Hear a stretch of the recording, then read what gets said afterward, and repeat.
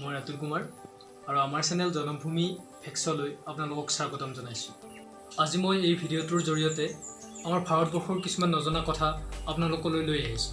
আপোনালোকে জানেনে পৃথিৱীৰ প্ৰথম চকুৰ কেটেৰিক গুচোৱা বা চকুৰ জাল গুচোৱা ক'ত কোনে কেতিয়া আৰম্ভ কৰিছিল? বহুতেই নাজানে।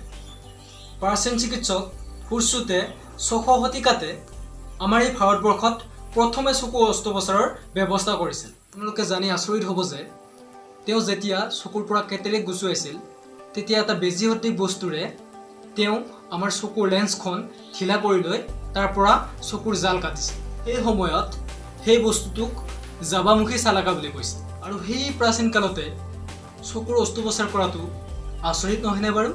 আপোনালোকে জানেনে আইৰন কেছ ৰকেট যিটো এটা মাৰণাস্ত্ৰ হয় আৰু সেইটো আমাৰ পোনপ্ৰথমবাৰৰ বাবে ভাৰততে তৈয়াৰ কৰা হৈছিল। 1780 খ্ৰীষ্টাব্দতেই টিপু চুলতানে ইষ্ট ইণ্ডিয়া কোম্পানীৰ বিৰুদ্ধে এখন যুঁজত এই মাৰণাস্ত্ৰবিধ ব্যৱহাৰ কৰিছিল। আমি এই চেনেলটোৰ জৰিয়তে অসম, ভাৰত তথা পৃথিৱীৰ কিছুমান নজনা তথ্য আপোনালোকক জনাবলৈ প্ৰয়াস কৰিছোঁ।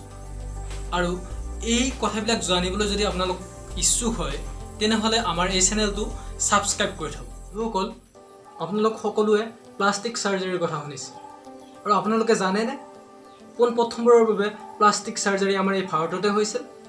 আৰু এই প্লাষ্টিক চাৰ্জাৰীৰ কাম আৰম্ভ কৰিছিল ফুৰচুতে। ফুৰচুতৰ এখন গ্ৰন্থ ফুৰচুত সমাহিতা, যাৰ বৰ্তমান সময়ত প্লাষ্টিক চাৰ্জাৰীত এটা বিশেষ অৱদান আছে আৰু যিটো নেকি ভঙা নাক জোৰা লগাব পাৰি।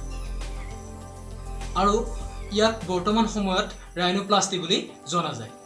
আমি নিৰাপদে থাকিবৰ কাৰণে এটা ঘৰৰ ব্যৱস্থা কৰোঁ আৰু ঘৰটো পাই আমি 10, 20, 30 লাখ ইমান টকা ইনভেষ্ট কৰি দিওঁ। কিন্তু আপোনালোকে শুনি আচৰিত হ'ব যে পৃথিৱীৰ ভিতৰত আটাইতকৈ খৰচী ঘৰটো প্ৰায় 2 মিলিয়ন আমেৰিকান ডলাৰেৰে বনোৱা হৈছে আৰু এই ঘৰটো আমাৰ ভাৰততে অৱস্থিত। ভাৰতৰ মুম্বাই চহৰত এই ঘৰটো অৱস্থিত আৰু যাৰ নাম দিয়া হৈছে এণ্টিনা। আৰু এই ঘৰটোৰ গৰাকী হৈছে মুকেশ আম্বানী। আৰু এই ঘৰটোৰ কেইটামান বৈশিষ্ট্য আছে। এই ঘৰটো প্ৰায় 173 মিটাৰ ওখ। ইয়াত 3খন হেলিপেড আছে আৰু এই ঘৰটো 27 মহলীয়া। বন্ধুসকল, আজিলৈ সামৰিছোঁ।